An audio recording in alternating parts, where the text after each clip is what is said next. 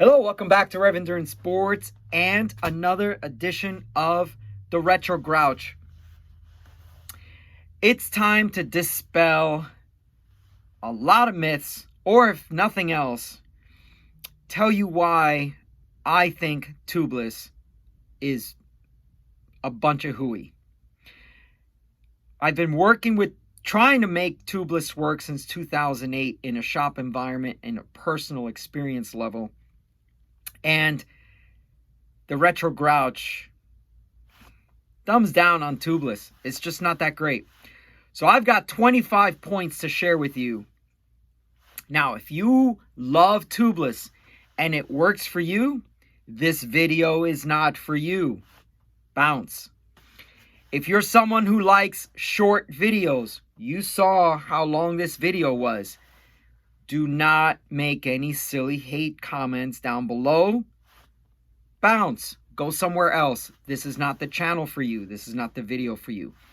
But if you want to hear salient points as to why I do not like Tubeless, then hang in there. Watch this video with an open mind. Listen, learn, contribute in the comment section down below, and let's have a positive conversation about all of this.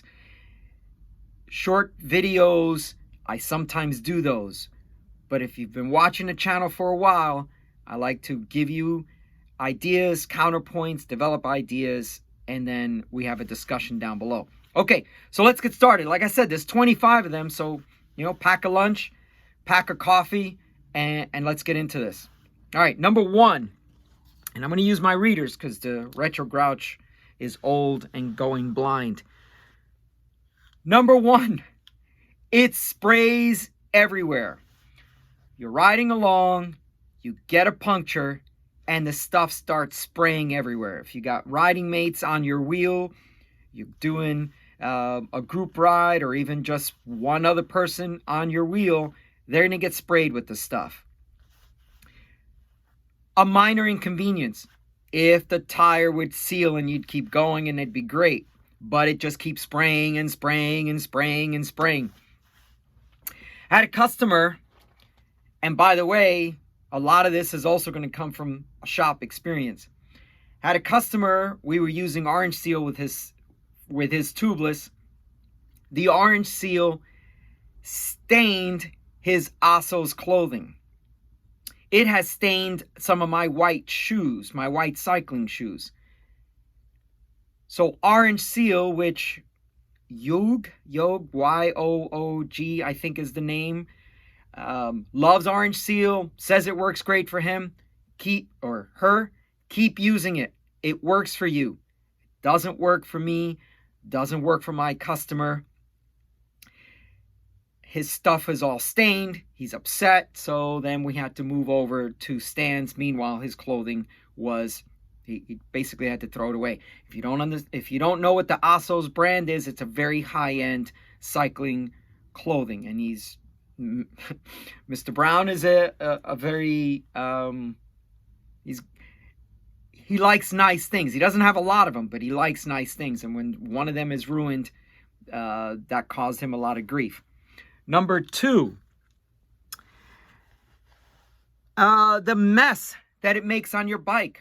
And you got to clean up this mess when you get done with your ride. And if you're out on, let's say, a little bit of sandy or a little bit of dirt area, all that stuff is now going to stick to that. And it's going to get down all around. I'm talking a rear flat. It's going to get all around your seat tube, your chain stays, underneath your bottom bracket, your brake calipers if you're running rim brake, which of course you should be. Disc brakes are dumb. And that type of stuff is additional cleanup you don't have to do if you're just running a tube. You get a flat, you pull over, you put your tube in, you get going again. All right? Simple stuff. Now, because I ride steel bikes predominantly, my cleanup's a little easier. But you got these carbon bikes with all these weird shapes and nooks and crannies and all that stuff. It's much more difficult to clean up after the fact. And some of that stuff on your white bikes, the orange seal and some of these other products, it stains it and is very hard to get off. As a matter of fact, I just got a notification because I'm a Silka dealer. So now Silka is creating a product to remove sealant from your bike when it sprays all over the place. I mean, we've got one product that then you got to create another product and another product and another product, but that's another one of my points and we'll get to that later. But I thought I'd mention that now because it's not in my notes. The valves. Your valve core is always getting clogged. Remember, I'm in a shop environment, so not just my personal bikes. I'm constantly having to replace the little valve cores on customers' bikes because they got sealant stuck in it. Well, that's what it's supposed to do. Sealant is supposed to seal. So the better the sealant, the more valve problems you're going to have, right? Just like Silka says, oh, you have to pour it into the tire because you can't pour it through the valve. So if you're using the Silka stuff or you're using the Stan's race sealant, it's going to clog your valves. More stuff that you just wouldn't have to deal with if you were running tubes. It clogs your pump, your chuck on your pump. I've had people that have had, here in the shop, disassemble the chuck, clean everything out because there's sealant clogged in there, put all that back together. Some of you may say, oh, that's just minor stuff. Yeah, but you didn't have to do it if you were running tubes. So how much minor stuff adds up over time that is like, why am I doing this? All right. Next one. And by the way, at any time when you're listening to these points, put a comment down below. Yes, that happened to me too. Point number 5, point number 4. Okay. So just so we can get the points.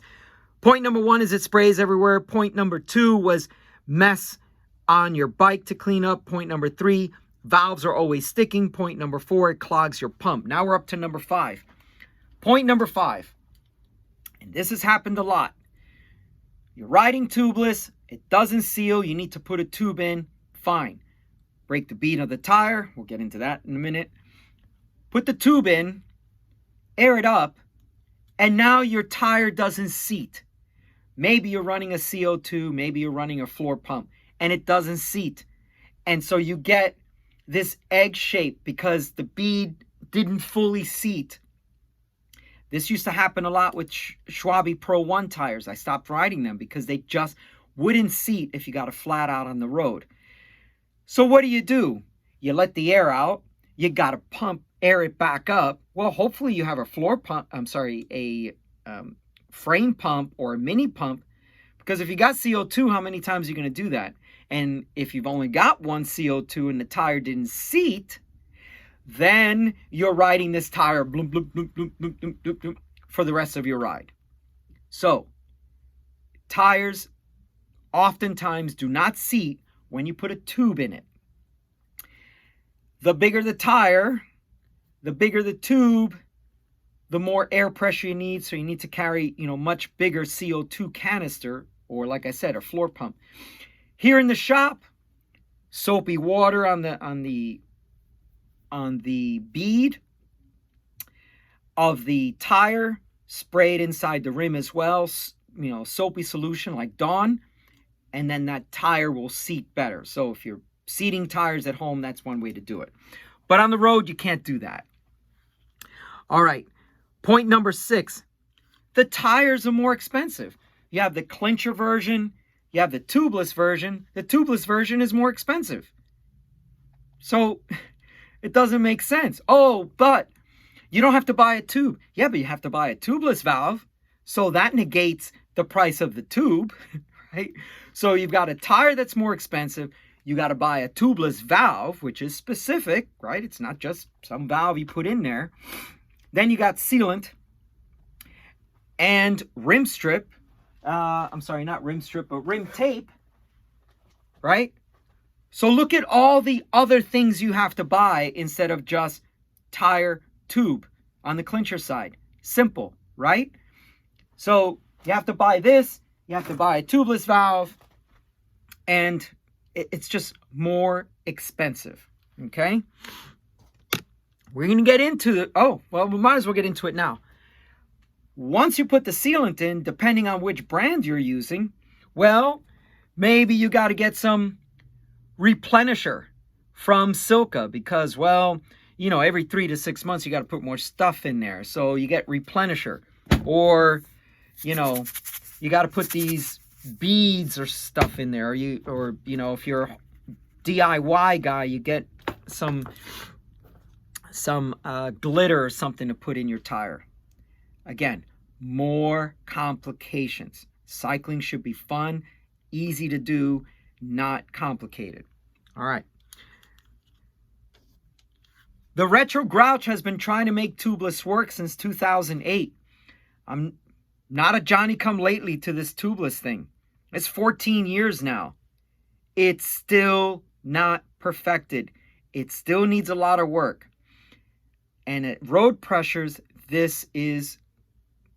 just don't see how it's going to get any better, but, you know, let's keep waiting, I guess. All right, next one. Number 8, the sidewalls on tubeless tires are typically stiffer. So when people say, oh, but tubeless is more than just not getting flats, Jarhead 246, I'm talking to you. Ride quality is not that great if you've got a tire that's got a thicker sidewall, because that's where a lot of your comfort comes from, is the deflection of the tire as it rolls over stuff. We're going to get more into this, but just so you know, on a lot of tubeless tires, the sidewalls are thicker.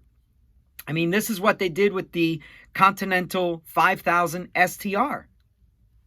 They took one of the puncture protection layers on the crown, on the top of the tire, and put it on the sidewalls. I think a lot of you that are riding tubeless want to say, oh, these tires ride so awesome, because you've got so much investment stuck into it. So it's the same thing when someone buys a $12,000 bike. Are they ever going to tell you it rides like crap? No. It's awesome. I've got a $10,000 bike, $12,000 bike. It's awesome. It's the best bike I've ever had. That's what you're going to hear, because that's what people have to do to make themselves feel okay with themselves, with their purchase, I should say. Before the advent of wider rims, wider tires, we're up to point number 9. Before the advent of wider rims and wider tires, it was nearly impossible to put a tube in when you were out on the road. The rims were narrow, the tires were narrow, and you were trying to put a tube in the tire, and you would pinch it and pinch it and pinch it. I have changed thousands of flat tires in my shop and on the road, even for my crew when we're out riding. I do all the flat repair. I know how to put a tube in, and I would pinch a tube on a tubeless tire. There are people who still have narrow rims, running them tubeless, ghetto tubeless, stuff like that. If you puncture out there, you're going to have a heck of a time putting a tube in and not pinching it. But now we got wider rims, now we got wider tires, things are a little bit easier. But just so you know, Retro Grouch has been trying this since 2008.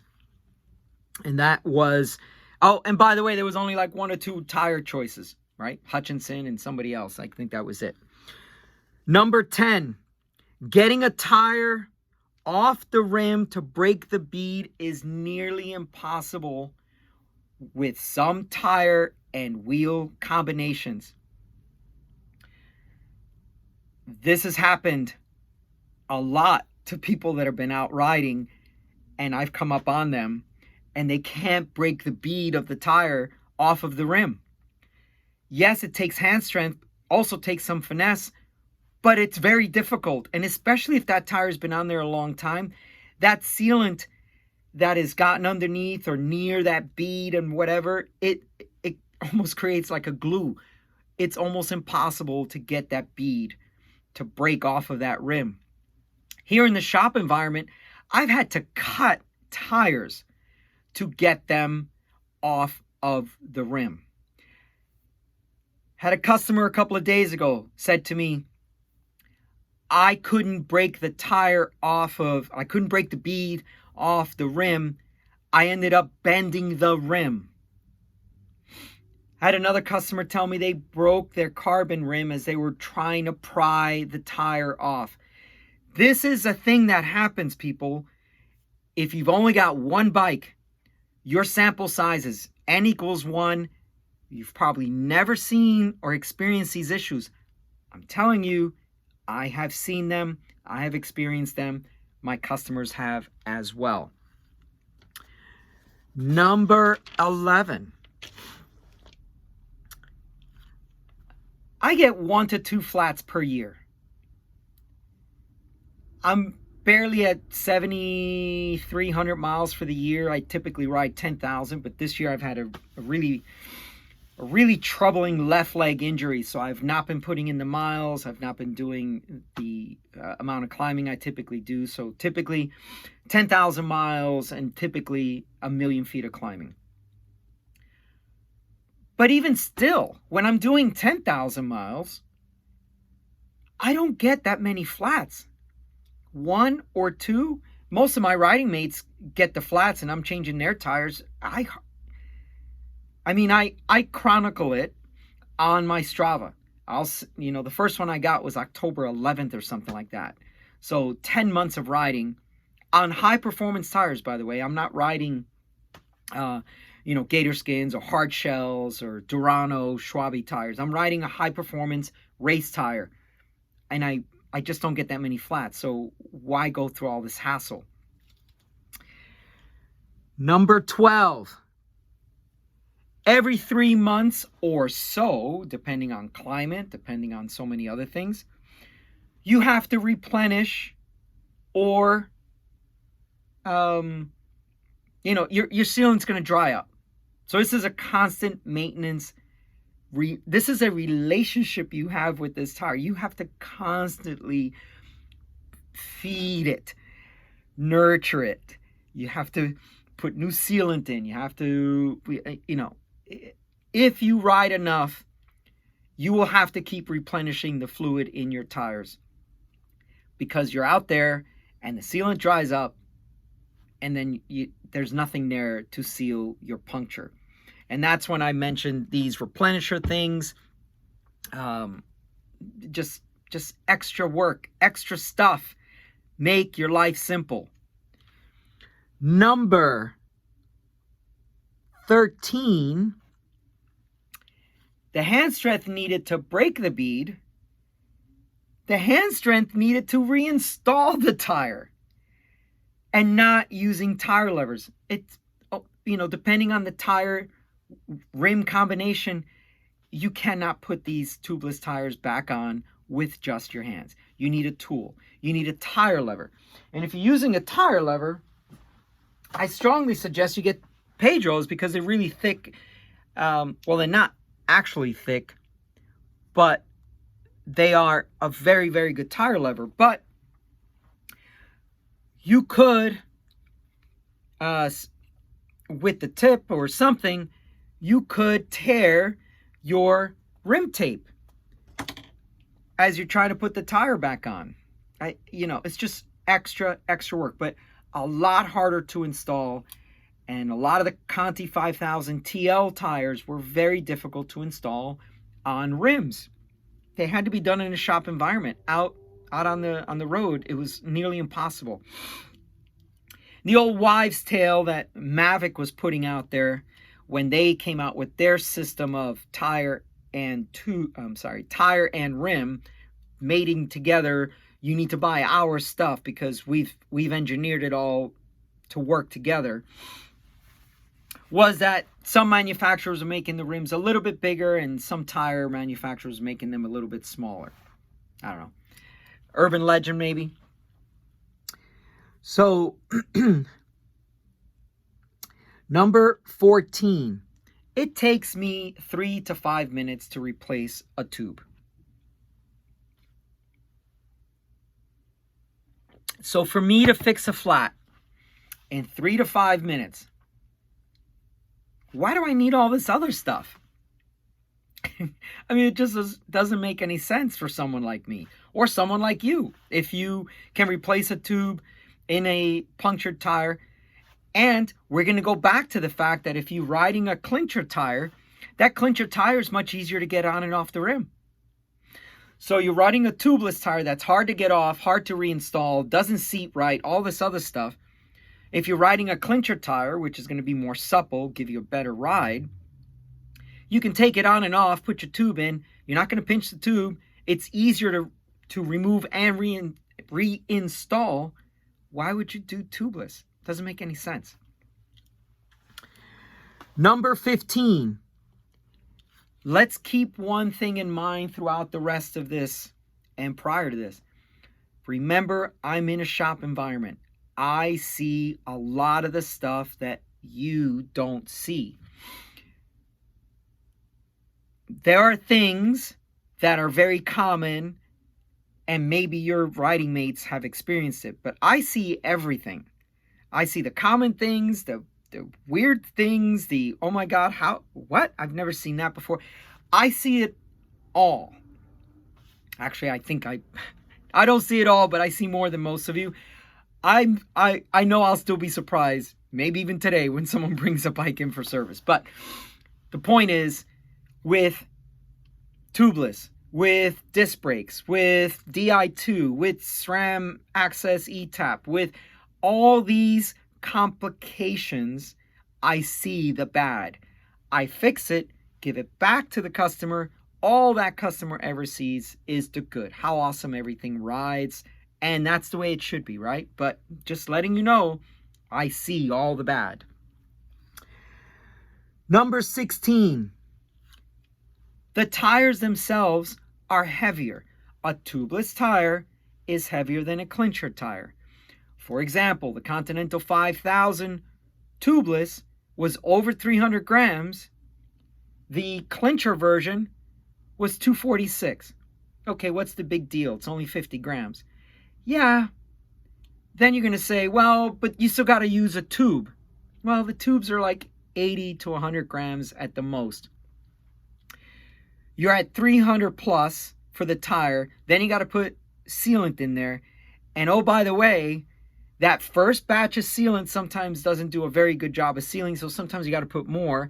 And then throughout the life of that tire, you keep putting sealant in. Because I'm not so sure many of you are taking your tires off, cleaning out all the old sealant to put in new sealant. If you are, think about a better use of your time. Put a tube in there, leave it alone, and you got more time to ride instead of fussing with your tire. Number 17. And this happened to me on November 3rd. I know the exact date because it's the NOSCO ride. On the NOSCO ride, it's always held on November 3rd, whether it's a Thursday or a Tuesday or a Saturday. It's a memorial ride. So on the NOSCO ride, riding in the pack, someone didn't call out a rock. Boom, I hit it. Tire exploded. I went to put a tube in. Now what had happened was, unbeknownst to me, I couldn't tell, the rim strip had migrated just a tad on the valve hole one. I'm just showing you a hole, but on the valve hole had just migrated just a little bit. And when you're using a tubeless valve, it doesn't matter that that rim strip is not, rim tape is not perfect around the valve hole, because it's a rubber, it's a piece of rubber. And as you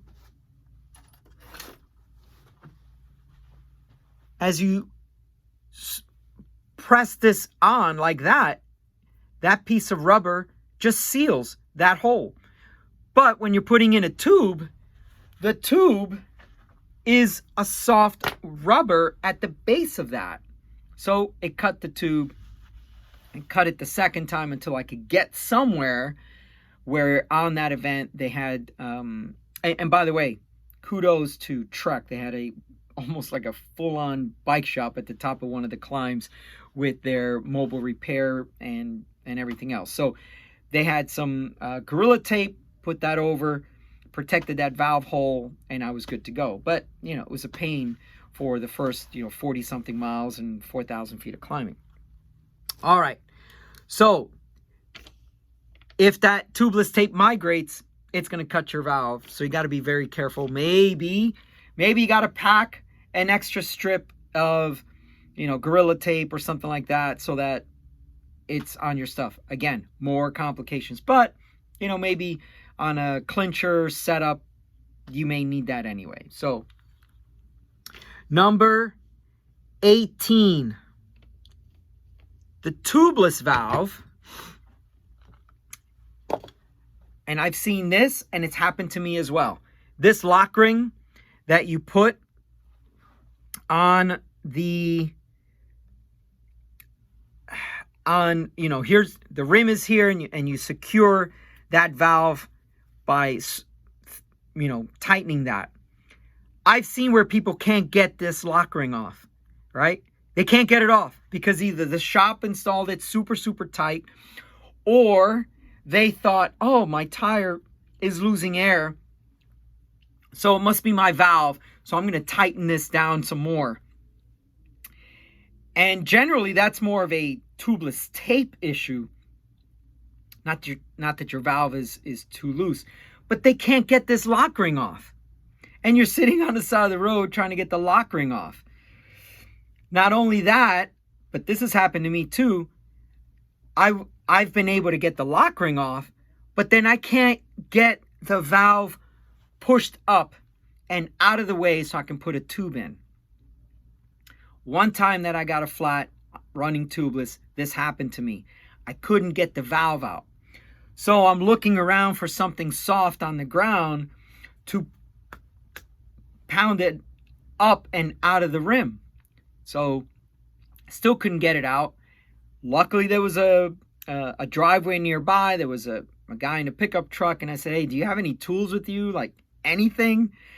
And he did, and so we were able to push that thing out. But by that time, the valve had floured a little bit, and it was really hard to get it through a rim. And it was a carbon rim. It was a Spinergy wheel set that I was demoing. And I was like, now we got more problems here. All right. So that's happened, and I've seen it happen to other people as well. And it happens here in the shop. I can't get the valve out. So, more stuff that you just don't need. If you're trying to put a tube in when you've been out on the road, you got all that sealant that didn't seal all inside that tire. You make a complete mess of yourself and your hands. Then they're all slippery, and you're trying to put the tire back on. Your hands are all got sealant all over them. Yeah, total mess. Okay, number 19. Tubeless, like Di2, is trying to solve a problem that didn't really exist. It didn't exist. You didn't have problems with tubes, but here you go. Now you've created a problem for a solution that didn't need a solution, or a problem that didn't exist. I don't know. I don't even know how to say that, but you get the idea.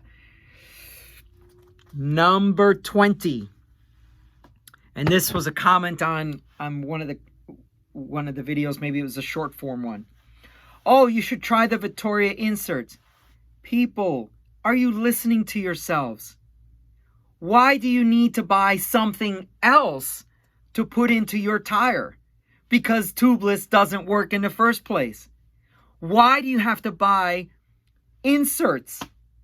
Why do you have to buy this other stuff? And if you're not familiar with Vittoria inserts, it's a foam insert in your tire. And everything's fine when you've got air pressure, right? But once you lose air pressure, then the foam expands inside. And I guess it gives you the feeling of maybe 20 psi or 30 psi so you can keep riding.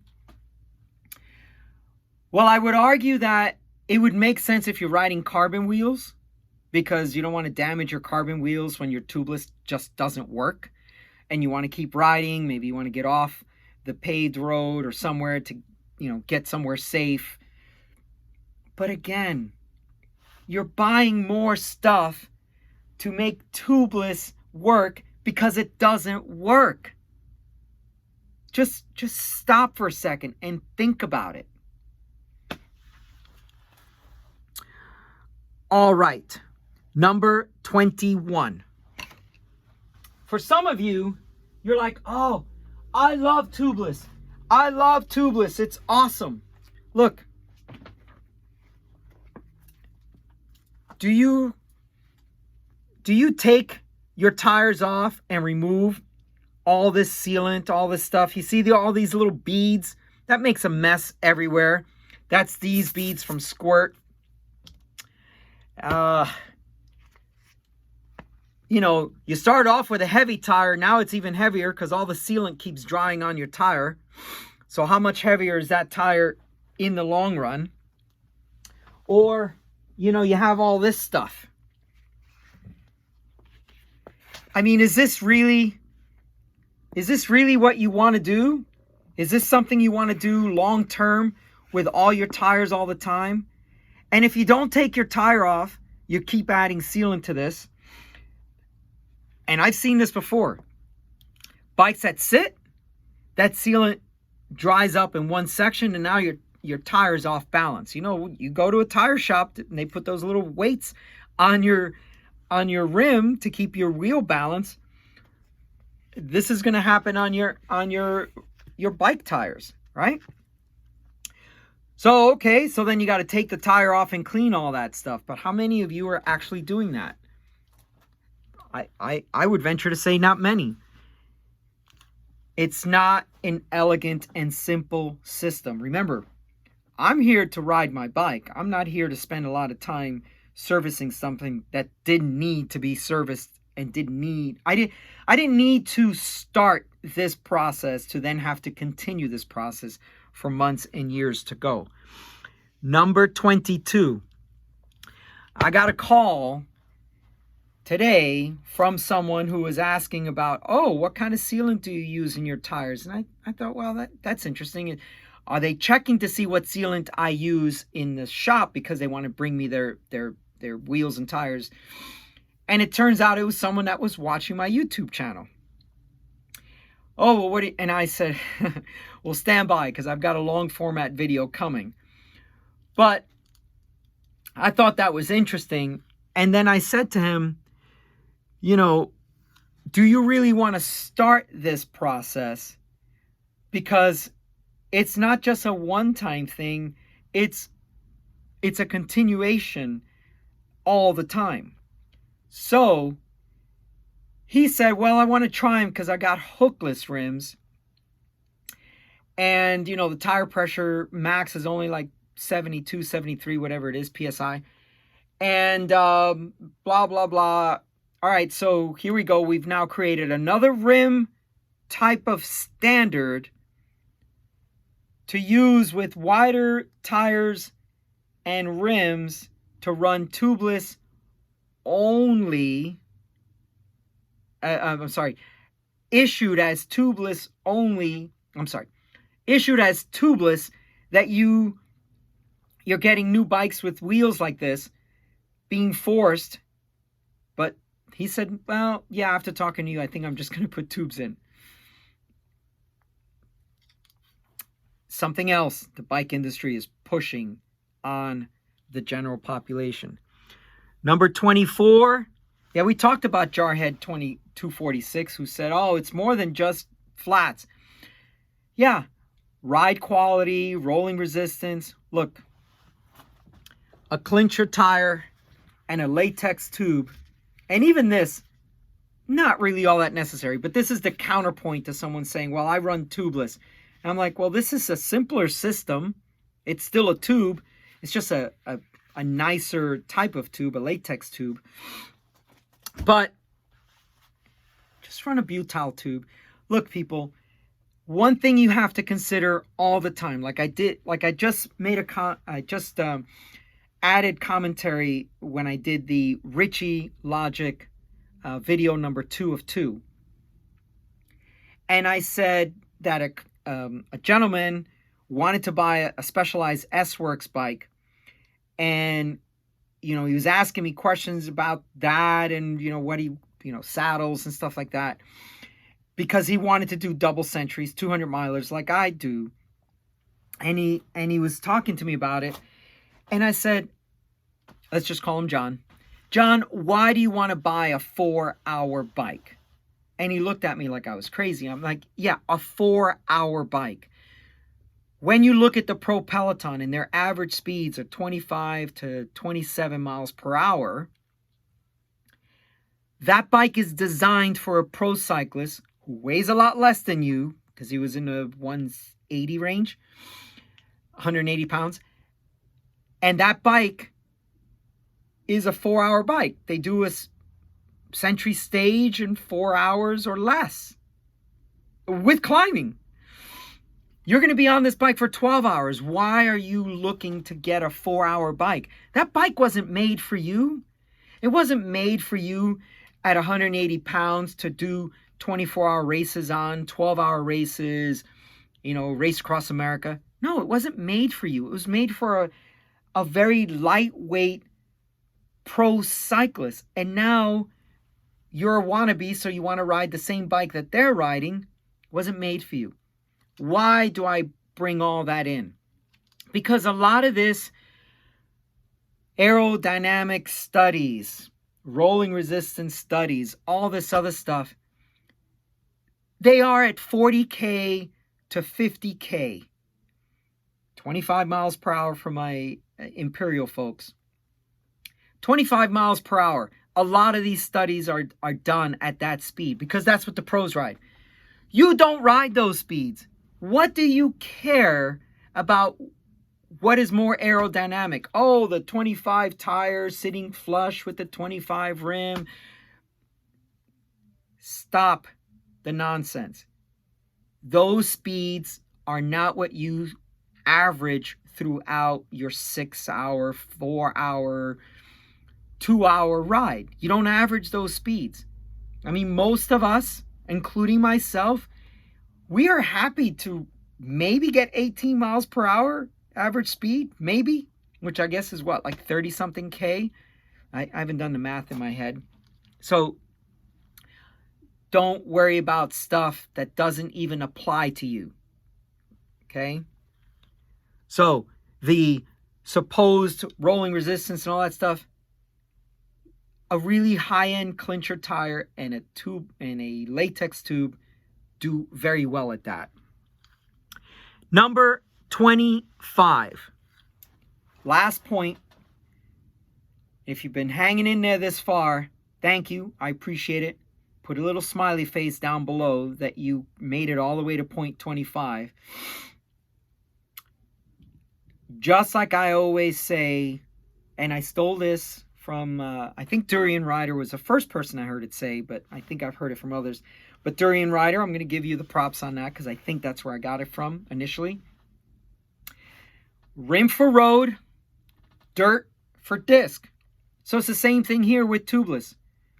Rim and tube for road, disc and tubeless for dirt. So if you're a road cyclist, tubeless road is not, it's not there yet. It's not. I'm hoping it will eventually get there. I'm hoping. Because I want some of these other things to just be minor inconveniences for a very large return. But on the dirt side, gravel at 30, 40 PSI pressures. Mountain biking, 20 PSI pressures. That works really well. So disc for dirt, tubeless for dirt. That works really well. Tubeless as a technology works. Your car tires are that way. Your motorcycles are that way. I was an aircraft mechanic in the Marine Corps. The airplanes are tubeless, right? So the technology works in other applications. So we got to get it to work on the roadside better than it is now. It's been 14 plus years on the roadside. It's still not there. That's all for today. Please like and subscribe, and we'll see you up the road.